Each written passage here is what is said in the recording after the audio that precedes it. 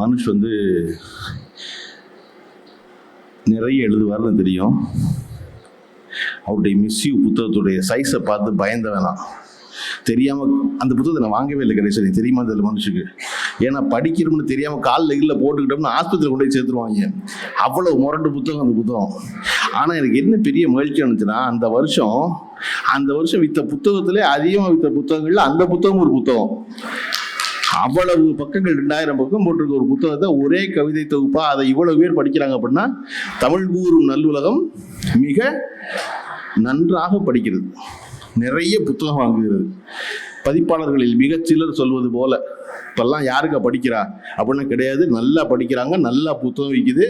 ஒரு வருஷம் ஒரே ஒரு இடத்துல சென்னையில் மட்டும் நடந்துக்கிற புத்தக கண்காட்சி இன்றைய திராவிட அரசின் முயற்சியால் தமிழ்நாட்டில் இருக்கும் அனைத்து மாவட்டங்களிலும் புத்தக கண்காட்சி நடக்கிறது. அனைத்து மாவட்டங்களிலும் புத்தகங்கள் பெருவாரியாக விற்கின்றன. அதன் விளைவுதான் இன்னைக்கும் இவ்வளவு பிரமாதமான ஒரு நிகழ்ச்சிக்கு ஒரு மத்தியானம் 3 மணிக்கு இவ்வளவு பேர் கூடி உட்கார்ந்து இருப்பது மட்டுமில்லாமல் இவ்வளவு பேர் நிற்பதற்கு காரணம் நானும் பிரியா பவானி சங்கர் அல்ல, மனுஷபுத்திரன் தான் இதுக்கு முழு காரணம். மனுஷன் நினைச்சுக்கு வர்றான். எனக்கு ஒரே ஒரு ரசிகை இருந்தாங்க நடிகைகள்ல, அந்த பிரியா பவானி சங்கரை வந்தோடனே காலி பண்றான் பாரு. நான் வந்து கேட்டேன், எங்க திரைக்கலைஞர் ரோஹிணி இன்னும் வரலையே அப்படின்னு. ஏன்னா நானே ரொம்ப லேட்டாக வந்துட்டேன்னு குற்றமுணர்ச்சியில் வந்தேன். எனக்கு அப்புறம் ரோஹிணி வராங்கன்னு சந்தோஷப்பட்டேன். அதுக்கப்புறம் தான் பாஸ்கர் சக்தியா வந்தாரு. மனுஷரை பேசும்போது சின்சியரா, பிரியா பாருங்க ஹைதராபாத்ல இருந்து விமானத்தை பிடிச்சி நேரத்துக்கு வந்துட்டாங்க, உள்ளூர் நாட்டு 6 பாத்திய கரைங்க போறோம், ஒருத்தன் இன்னும் வந்து சேரல அப்படின்னாரு. இது வந்து பாஸ்கர் சக்தி கவனத்துக்கு, நீங்க வராதப்ப மனு சொன்னது அது. அப்ப உங்களுக்கே அதான பவா செல்லத்துறை என்ன நினைச்சு பாத்துங்க. இப்ப பவா செல்லத்துறை சூப்பரா ஒரு கதை ரெடி பண்ணிட்டு வருவார். இப்ப வந்து ஒரு கதை சொல்லுவார் பாருங்க, ஏன் லேட்டா வந்து. எனக்கு வந்து இந்த நிகழ்ச்சியில் பிரியா பவானி சங்கரோடு கலந்து கொள்வதில் ஒரு பெரிய மகிழ்ச்சி என்ன அப்படின்னா, ஒரு 7-8 வருஷம் இருக்கும். 7-8 வருஷம் முன்னாடி பிரியா அவர்கள் வந்து தன்னுடைய திரை வாழ்வை துவங்கி இருந்த காலம். அப்போ ஒரு படம் நான் டைரக்ட் பண்ணுவதாக திட்டமிட்டு இயக்குற படத்தில் நடிப்பதற்காக அவர்கள் அழைத்திருந்தேன். என்னுடைய அலுவலகத்துக்கு வந்தாங்க, பேசுனாங்க. ரொம்ப நல்ல விதமாக எல்லாம் பேசிட்டு அப்புறம் மெதுவாக வந்தோடனே கேட்க வராதில்ல யார் தயாரிப்பாளர்னு. ஏன்னா நான் பழனியப்பன் தயாரிப்பாளர்ல வெறும் பையன் அவங்களுக்கு தெரியும். நான் தயாரிச்சு கேட்க போறதில்ல. மனு சொன்னார்ல பழனியப்பன் இப்படி தான் அப்படி பேசுறாருன்னு தெரியல. ஒன்றும் இல்லை தனுஷ், பாஸ்புக்கில் வந்து நில் பேலன்ஸ் வச்சிருந்தீங்கன்னா பேச்சு பிரமாதமாக வரும். வேறு ஒரு பிரச்சனையும் கிடையாது. நம்ம வெறும் சட்டை தானே, காலேஜ் சட்டையை உதறி போட்டு கிளம்ப போகிறோம். நம்மளை ஒன்றும் பண்ண போகிறதில்ல, இடி வர போகிறதில்ல, சென்சார் சர்டிஃபிகேட் வர போகிறதில்ல, படம் எடுக்கலை நம்ம. அதனால ஒரு பிரச்சனையும் இல்லை, எதை வேணாலும் பேசலாம்னு. அப்படி பிரியாவுக்கு நல்லா தெரியும் இவர் தயாரிப்பாளருக்கு வாய்ப்பு இல்லைன்ட்டு மெதுவா அந்த உரையாடல் முடியும் போது என்கிட்ட கேட்டாங்க, தயாரிப்பாளர் யாருன்னு. நான் இன்னார் தான் தயாரிப்பாளர்னு சொன்னேன். அப்படியே கொஞ்ச நேரம் பேசி இருந்துட்டு நான் ரொம்ப என் மனம் வருந்தாத வண்ணமா மெதுவா, சார் அவர் எடுக்க மாட்டாரு, அவங்க சொல்ல வந்து என்னன்னா அவர்கிட்ட பணம் இல்லை, அவர் படம் எடுக்க மாட்டாரு, தேவையில்லாம ஏன் நேரத்தை கெடுத்தது மட்டும் இல்லாமல் உங்க நேரத்தை கெடுத்துக்காதீங்க அப்படின்னு. நமக்கு என்ன தோணும், நம்முடைய அனுபவத்திற்கு பிரியா பவானி சங்கர் இப்பதான் உள்ள நுழைஞ்சவங்க, நமக்கு நல்லா தெரியுமா பிரியாவுக்கு நல்லா தெரியுமான்னு தோணுங்கள. சரி அனுப்பிச்சிட்டேன். பிரியா போயிட்டாங்க. அவங்க என்ன சொன்னாங்க, உங்க படம் நடிக்கிறேன், இந்த கதை நடிக்கிறேன், ஆனா இந்த தயாரிப்பாளருக்கு வேண்டாம்ட்டாங்க. நான் சரின்னு விட்டுட்டேன். நமக்கு பணம் போடுறது யாரோ ஒருத்தர் வருகாரு, அது வந்து இந்த பொண்ணு வர மாட்டேங்குது, அதனால நமக்கு கதாநாயகியை மாத்திக்கலாம் முடிவுக்கு வந்துட்டேன். அதற்கப்புறம் 5 வருஷம் கழிச்சு தான் எனக்கு தெரிஞ்சு அந்த தயாரிப்பாளர்கிட்ட பணம் இல்லைன்னு. பிரியா பவானி சங்கருக்கு தெரிஞ்சு 5 வருஷம் கழிச்சு எனக்கு தெரிஞ்சு அந்த தயாரிப்பாளர்ட்ட பணம் இல்லை, இந்த படம் நடக்காதுன்னு. நான் ஒவ்வொரு தடவையும் அதுக்கப்புறம் ஒரு தயாரிப்பாளர் யார்கிட்ட பார்க்க போனா நான் நினைச்சுக்குவேன், பிரியா பவானி சங்கர் ஃபோன் நம்பரை வாங்கி வச்சுக்க விட்டுட்டோமே, இப்போ ஃபோன் பண்ணி கேட்டா பிரியாவுக்கு தெரியுமே இவர் எடுப்பாரா இல்லையான்னு அப்படி நினைப்பேன். அது மட்டுமல்லாது தொடர்ச்சியாக வாசிக்கிற ஒரு திரைக்கலைஞர் என்பது பாராட்டுக்குரிய இந்த தலைமுறையில். நீங்கள் எந்த புத்தகத்தை பற்றியும் ஒருத்தர்கிட்ட பேச முடியும் அப்படின்னா பிரியாட்ட பேச முடியும். அந்த வகையில் தமிழ் திரையுலகில் நடிகைகளின் முகத்தை மாற்றினதுல பிரியாவுக்கு பெரிய பங்குண்டு. அதுக்கு வந்து ரோஹிணி, ரேவதி போன்ற ஒரு முன்னத்தியர்களாக இருந்தால் கூட பின்னாளில் தொடரல, இந்த தலைமுறையில் தொடர்ந்த ஒரு நடிகை. அவர்கள் வந்து ஒரு புத்தக வெளியிட்டவருக்கு தன்னுடைய வேலைகளை விட்டு சொந்த செலவில் விமானம் முடித்து இங்கே வந்திருப்பது என்பது அவர் மனுஷன் மேல் வைத்திருக்கிற அன்பை காட்டுகிறது. அதை போல வெயில் வந்து எவ்வளவு நெருக்கமான நண்பர்னு சொன்னாங்க. ரோஹிணியுடைய குரல்ல வந்து என்னுடைய கவிதை கேட்பது எவ்வளவு பெரிய மகிழ்ச்சின்னு வந்து சொன்னார். அது எல்லாமும் சிறப்பு தான். நான் இந்த நாவல் வந்து வெளியிட்ட ஒரு நாள் வசந்தம்ங்கிற இந்த நாவல் வந்து படிக்க ஆரம்பித்த உடனே எனக்கு ஒரு 4 நாள் 5 நாள் முன்னாடி கொடுத்தாரு புத்தகத்தை படிச்சுக்கிட்டு இருக்கும்போது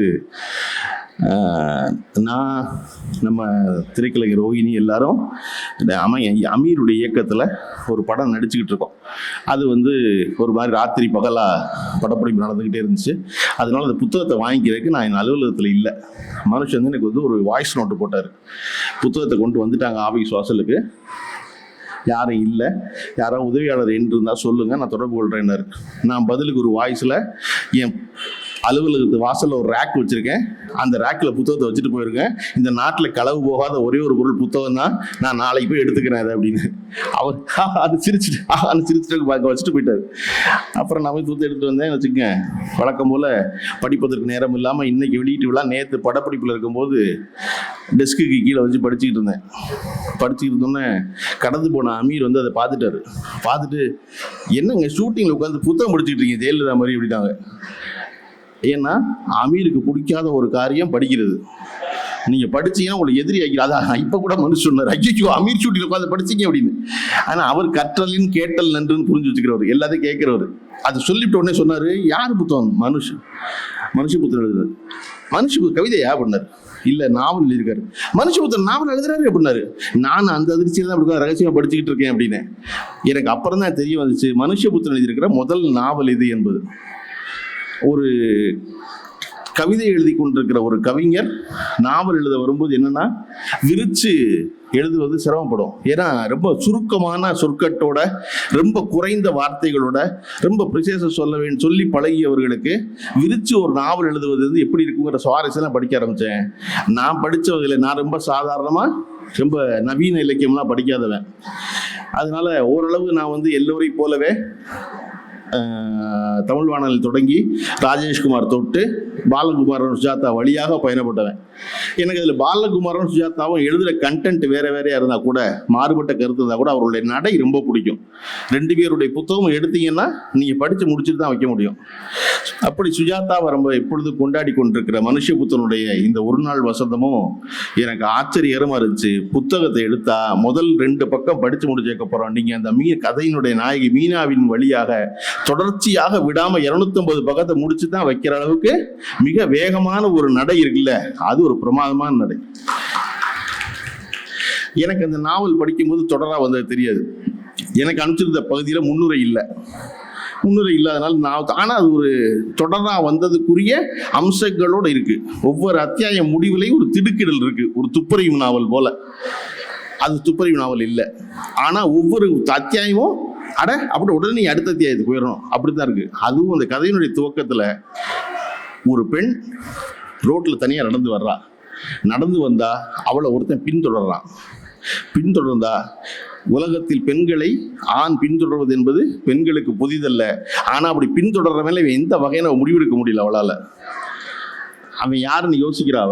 இவன் எதற்காக வர்றான்? சும்மா பின்தொடருவானா, இல்லை கொஞ்ச தூரம் பக்கத்துல உரச முயற்சி பண்ணி போயிடுவானா, அல்ல வேற ஏதாவது சிந்தனையால் பல குழப்பம் வருது. வந்தவன் எதுவும் இல்லாம அவங்கள்ட்ட பேசணுங்கிறான். ஒரு பெண்ணுக்குரிய எல்லா கவனமும் இவளுக்கு வந்துடுது. இவன் எப்படி தப்பிப்பதுன்னு வந்தவன் ஒண்ணுமே சொல்லாம முழங்காலிட்டு உட்கார்ந்து அழுகிறான். என்னடா நம்ம யாரோ நினைச்சுக்கிட்டு இருந்தோம், பின்தொடர நினைச்சோம், அழுகிறானே அப்படின்னு நினைக்கிற கணத்துல அங்கிருந்து ஆரம்பிச்சு அடுத்த 3 அத்தியாயத்துக்கு அவன் யாருன்னு தெரியல. ஆனா அவன் ஒன்னொன்னா ஓபன் பண்றான் வேற விஷயத்த.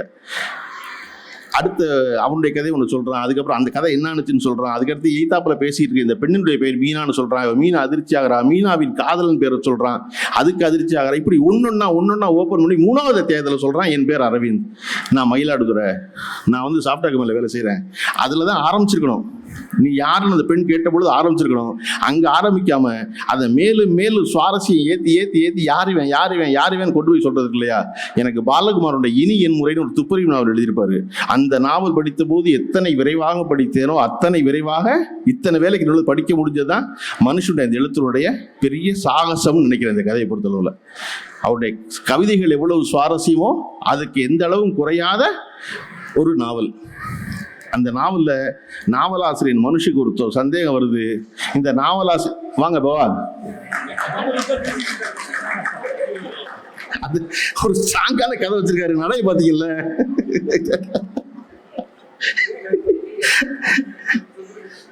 என்ன அப்படி நாவலாசிரியர் மனுஷுக்கு ஒரு சந்தேகம் வருது, இது நாவல் தானா, நம்ம சரியாக தான் செஞ்சிருக்கோமா தெரியலையேன்னு ஒன்று என்ன செய்யணும் அப்படின்னா இல்லையா, நாவலாசிரியர் மனுஷ காப்பாத்த கவிஞர் ஒவ்வொரு அத்தியாயத்துக்கு அத்தியாயம் துவங்கும் போது மேல ஒரு கவிதை எழுதிட்டு அந்த சுவாரஸ்ய கவிதையின் விளைவாக பின்னாடி இதை படிச்சுதான் ஆணு கொண்டு கோர்க்கிறத. இன்னைக்கு மழை பெஞ்சோம் நான் மனுஷதான் நினைச்சுக்கிட்டேன். நான் உன்னை நினைக்கும் போதெல்லாம் மழை வரும்பொழுதெல்லாம் நான் உன்னை நினைக்கிறேன், அதுல ஒன்றும் சுவாரஸ்யம் இல்லை. பொதுவாக அப்படிதான் சொல்லுவோம் எல்லாரும்.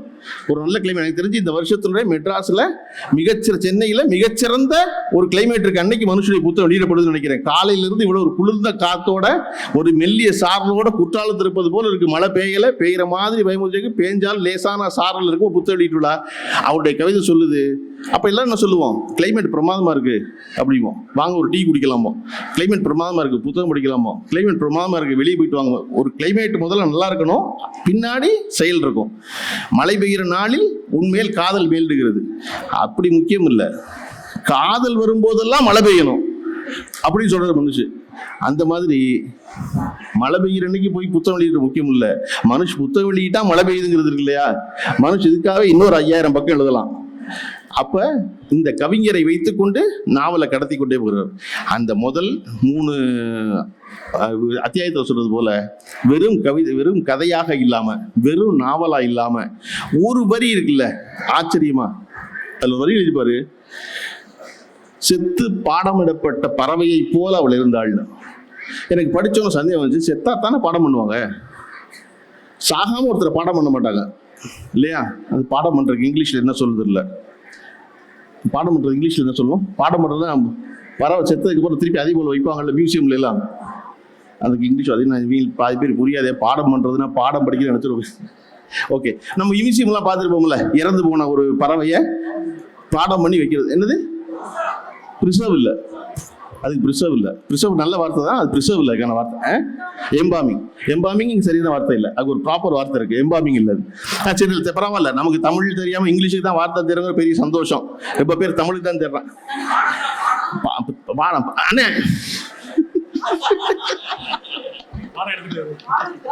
அப்படி செத்த பிறகு பாடம் செய்யப்பட்ட நான் சொன்னேன், செத்தாதானே பாடம் பண்ணுவாங்க, செத்து பாடம் செய்யப்பட்டு எப்படி எழுதலாம் அப்படி வச்சா. என்னன்னா ஒருத்தர் செத்து போகும்போது, பறவை செத்து கிடக்கும் போது அதுக்கு உயிர் இருக்காது, கண்ணு மேல் நோக்கி இருக்கும், அதை திருப்பி எடுத்து பாடம் பண்ணும்போது உயிரோடு இருப்பது போல இருக்கும், ஆனா உயிர் இல்லை அப்படிங்கிறது. அப்படி ஒரு கதையை எழுத போது ஒவ்வொரு வரியா ஒன்று சொல்வது இருக்குல்ல. நாவலுடைய தொடக்கத்தில் ஒன்று சொல்றாரு, அந்த ஒரு வழக்கறிஞர் கதாபாத்திரம் பேசுது, அது சொல்லுது, இந்த உலகத்துல கதாசிரியர் கதை எழுதுறான் பாரு, அதெல்லாம் கதை இல்லை, இந்த உலகத்துல 4 பேர் கதை எழுதுறாங்க, அந்த 4 பேருக்கு எழுதுற கதைக்கு இணையா வேற யாருமே எழுத முடியாது அப்படின்னு சொல்லி சுவாரஸ்யம் ஏத்துறாரு. யாரும் அந்த 4 பேர் நான் படிச்சுக்கிட்டே வரேன் கீழே. ஒரு வழக்கறிஞர் சொல்றாரு, கதாசிரியர் எழுதலாம் கதை இல்லை, இந்த உலகத்தின் சிறந்த கதாசிரியர் 4 பேர் தாங்கிறாரு. யார் அந்த 4 பேர்னா, முதல் கதாசிரியர் காவல்துறையா, ஒரு வழக்குக்கு அவங்க எழுதுறாங்க, இவர் 2 பேர் உட்காந்து ரைட்டர் ஸ்டேஷன்ல, அதுதான் மிகச்சிறந்த கதை. அதுக்கப்புறம் அந்த கதைக்கு வழக்கறிஞரா நாங்க ஒரு கதை எழுதுறோம் பாரு வழக்காடு மன்றத்துல, அது ரொம்ப சிறந்த கதை, நாங்க 2வது சிறந்த எழுத்தாளங்க. நாங்க சொல்ற கதையை நம்பி தீர்ப்புங்கிற பேர்ல நீதிபதி எழுதுறாரு பாரு, அது 3வது சிறந்த கதை. அந்த கதை சரின்னு நினைச்சுக்கிட்டு ஊடகம் எல்லாம் போய் மீடியா போய் வெளியே ஒன்று எழுதுறாங்களே, அது 4வது கதை. இந்த 4 பேரை தவிர சிறந்த எழுத்தாளர் உலகத்துல கிடையாது. நாவலின் பின்னாளில் இறுதி நேரத்துல அதே இதை சொன்ன கதாபாத்திரத்துடைய மகள் மீனா இறுதியில சொல்றா, இந்த உலகத்துல மிகச்சிறந்த கதை சொல்றவன் யாருன்னா பொய் சொல்றவன். பொய் சொல்றவளை போல ஒரு கதை யாருமே சொல்ல முடியாது. ஏன்னா உண்மை பேசுறவனுக்கு கதைக்கு லாஜிக் வேணும், ஆனா பொய் சொல்றவளுக்கு கதைக்கு லாஜிக் வேணாம். அந்த கணம் தோன்றி கண் முன்னால் இருக்க ஒரு கால்பந்தாட்ட மைதானத்தை ஒரு மெஜிஷியன் மறைப்பது போல உண்மையை மறைத்து பொய் சொல்பவள் அத்தனை அழகாக கதை சொல்கிறாள் முடிக்கிறார் உணவு. அப்ப இந்த ஒரு வரியா ஒண்ணு சொல்வதற்கு இல்லையா, அந்த வரி நின்று நம்மளை யோசிக்க வச்சுக்கிட்டே இருக்கு. இது கதை இல்லை, அதற்கு நடுவுல மனிதனுடைய ஒரு 55 ஆண்டு கால வாழ்வு இருக்குல்ல, அந்த வாழ்வு அவ்வளவு பிரமாதம் எழுது. ஒருத்தருக்கு மனப்பிறழ்வு இருக்கு. மனப்பிறழ்வின் விளைவாக அவருடைய நண்பர் ஒருத்தர் இறந்து போறாரு. இறந்து போன ஒரு 4 நாள் கழிச்சு புடம் நாடி தூக்குறாங்க. இவருக்கு இயல்பு அச்சம் வந்துடுது. தனித்து வாழுகிறோமே நாம என்ன செய்ய போறோம். ஏன்னா என் தாத்தாவுக்கு அந்த அச்சம் இருந்துச்சு. எங்க ஐயா வந்து காரைக்குடியில் இருந்தாங்க, மதுரைக்கு வருவாங்க. மதுரையில் 4 பிள்ளை இருந்தாங்க. 4 பிள்ளை வீட்டில் தங்க மாட்டாங்க, ஏன்னா அவர்களுக்கு தொந்தரவுன்னு. அப்படின்ட்டு நாங்கள் ஒரு கடை நடத்துகிறோம். அந்த கடையில் இருந்து படுத்துக்குவார். எல்லா எவர்சனல் பாத்திரமும் இருக்க கடைக்குள்ள போய் படுத்துக்குவார். ஆனால் அவருக்கு ஒரு அச்சம் வரும், நம்ம இன்னைக்கு ராத்திரி செத்து போயிடுவோம்னு. அதனால என்ன செய்வாருங்க, கடையில் ஒரு மரக்கதவு இருக்கும், அதுக்கப்புறம் ஒரு கொலாப்சபிள் கேட், ஸ்ப்ரிங் கேட் இருக்கும். அவர் வந்து தங்கும் போதெல்லாம் அந்த கொலாப்சபிள் கேட்டை மட்டும் தான் பூட்டிட்டு உள்ள படுத்து தூங்குவார். ஏன்னா உள்ள செத்து போனா நாளை காலையில் பேரை வந்து பெரிய கதவை, மரக்கதவை உடச்சி உள்ள வந்து நம்மளை தூக்கணும், அந்த சிரமத்தை அவனுக்கு கொடுத்துடக்கூடாதுங்கிறக்கா கொலாப்சபிள் கதவை பூட்டி ஒரு சாவி அவர் வச்சுக்குவார், ஒரு சாவியை காலையில் காப்பி கொடுக்க போற எனக்கு கொடுப்பாரு. டே காலையில் வா, மணி அடி, முழிச்சிருந்தா நான் கதவு திறக்கிறேன், செத்து போயிட்டா நீ கதவு திறம்பாரு. அப்படி ஒரு தாத்தா கிட்ட வளர்ந்த வேணாம். மனுஷனுடைய வழக்கறிஞரை படித்த பொழுது எனக்கு என் தாத்தா ஞாபகத்துக்கு வந்தார். அவர் சொல்றாரு, அந்த வழக்கறிஞர், நான் ஒத்தையாளா இருக்கேன், வீட்டில் ஒத்தையாளா இருக்கும்போது எப்போ வேணாலும் மரணம் சம்பவிக்கலாம் அப்படின்னு சொல்லி அதே கொலாப்சபிள் கேட்டுக்கு முன்னாடி கட்டில் போட்டு கதவு பூட்டி படுத்துக்குவார் அவர். அப்போ நமக்கு ஒரு எழுத்து என்பது எப்போ நமக்கு ரொம்ப பிடிச்சமானது ஆகிறது அப்படின்னா, எது நம் வாழ்வில் நிகழ்ந்ததோ, எதை நாம் சிந்தித்தோமோ அதையே எழுத்தாளன் சிந்திக்கும் போது அந்த எழுத்து சிறந்த எழுத்தாகிவிடுது. நமக்கு எல்லாருக்கும் பிடிச்ச படம் என்ன படம்? நமக்கு ஏற்கனவே தெரிஞ்ச படம் இல்லையா? நமக்கு பிடிச்ச கதை நமக்கு ஏற்கனவே தெரிஞ்ச கதை. அதனால தான் தஸ்தாவேஸ்கியை யாரும் சொன்னதுன்னு தெரில, ஒரு முழு வாழ்வு வாழ்ந்த பிறகும் உங்களுக்கு சொல்வதற்கு கதை இல்லை என்று எப்படி சொல்வீர்கள் நீங்கள்னு. எல்லாத்தையும் ஒரு கதை இருக்கு. நமக்கு தெரிஞ்ச விஷயத்த ஒருத்தர் சொன்னால் உடனே நமக்கு பிடிக்கும். அட ஆமல்ல அப்படின்னு. அது எவ்வளவு சிறந்த எழுத்தாளர், எவ்வளவு பெரிய சிந்தனாவாதியாக இருந்தாலும் எவரும் நமக்கு ஒரு புதிய கருத்தை சொல்லிவிடுவதில்லை. நமக்கு தெரிஞ்ச கருத்தை அவர் ரெசிப்ரோகேட் பண்ணணும், திருப்ப சொல்கிறோம். World is a stage, men and women are பிளேயர்ஸ்ங்கிறது நமக்கு நல்லா தெரியும். உலகம் ஒரு நாடக மேடை, இங்கே ஆணும் பெண்ணும் நடிகர்கள்னு தெரியாத நமக்கு. ஆனால் அதை ஷேக்ஸ்பியர் எழுதி சொல்லும் போது அட ஆமல்ல, இதை நானும் யோசித்தேன், ஷேக்ஸ்பியர் யோசிச்சிருக்காரு அப்படின்னு ஷேக்ஸ்பியர் நமக்கு பிடிச்ச எழுத்தாளர் ஆகிறார். அப்படி ஒரு நாள் வசந்தம் எழுதிய மனுஷன் உங்களுக்கு ரொம்ப பிடிக்கும். ஏன்னா இது எல்லாமே உங்களுக்கு தெரிஞ்ச கதை. நீங்க பார்த்த கதாபாத்திரம், நீங்க யோசிச்சது, நீங்க நினைச்சது, நீங்க சொல்ல நினைச்சது, சொல்ல முடியாம போனது. ஒரு பிரமாதமான வரி இருக்கு அந்த கதையில. எனக்கு அந்த மொத்த நாவல் வந்து அதை விட்டு விலக முடியாம திரும்ப திரும்ப நின்னேன். ஒருத்தர் தன் பிரச்சனைகளை பூரா வந்து சொல்லுவோம் அவர் பொண்ணுகிட்ட. அந்த பொண்ணு கேட்க விரும்ப மாட்டா, எனக்கு தொடர்பு இல்லைன்னு நினைப்பா, விலகி போக நினைப்பா. விலகி போக நினைச்சு அவனை உதற விடுவா. உதறன்னு அவன் சொல்லுவான், ரோட்டில் ஒருத்தன் அடிபட்டு தண்ணிக்கு காத்து கேட்குறான்னா அவனை இப்படியா விட்டு போவீங்க நீங்கள், ஒரு கோவலை தண்ணி கொடுக்க மாட்டீங்களா நீங்கள் அவனுக்கு அப்படின்னு அவன் கேட்பா. இவன் மைண்ட் வாய்ஸ் சொல்லும், டே உலகம் அப்படித்தான் போகுது, யாரும் யாருக்கும் அடிபட்டுக்கிற தண்ணி கொடுக்கறது இல்லை அப்படின்னு தான் நான் சொல்ல விரும்பினேன். ஆனால் நம் செயல்களை விடவும் சொற்கள் ரொம்ப கொடுமையாக தெரியும். நாம் எல்லோரும் அப்படித்தான் இருக்கிறோம். ஆனா அது வணக்கம்,